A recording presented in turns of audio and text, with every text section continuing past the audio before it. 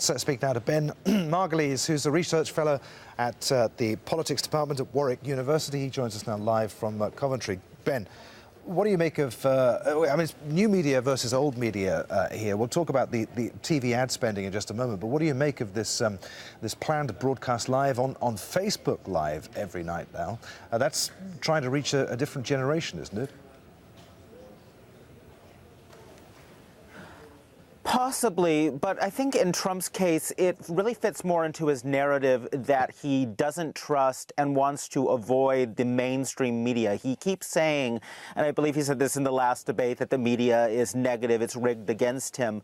Going through Facebook Live allows him a direct, unmediated channel with his voters, whatever their age is. I mean, Facebook is no longer the province solely of the young, so I think a lot of it's that. There's also a lot of talk in American media and punditry about whether Trump might try to take his campaign and after the election found some sort of media channel or media empire along the lines of Fox News. So I think it's more that he's trying to avoid mainstream media than reaching out to a specific age cohort.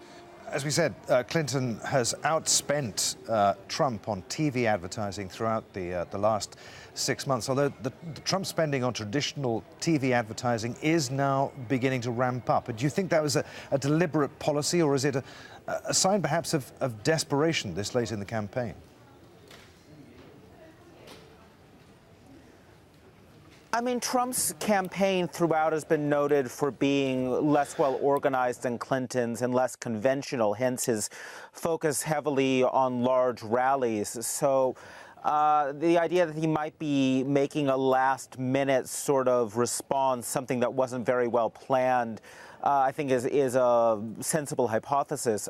There's also, I was reading a bit before the interview, that some people believe that running interviews late in the election may be more effective.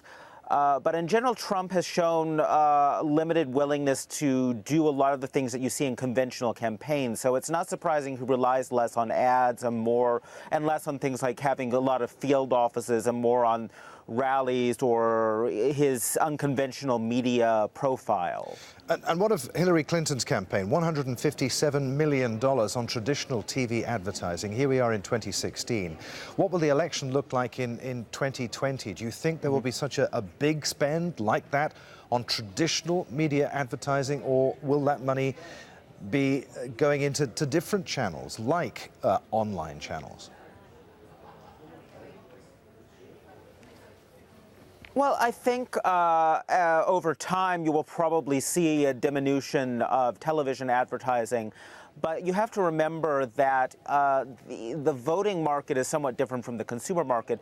Voters, you're much more likely to vote if you're older and wealthier, which implies that you're also much more likely to watch television ads because people who watch conventional television tend to be older. So I think you'll see television advertising stick around for a bit longer until the generation that isn't used to watching, normal broadcast television with commercials becomes more numerous in the electorate. So it probably has a few years left in it. Ben, really good to talk to you. Many thanks indeed. Ben Margulies there from Warwick University. Thank you very much. Coventry.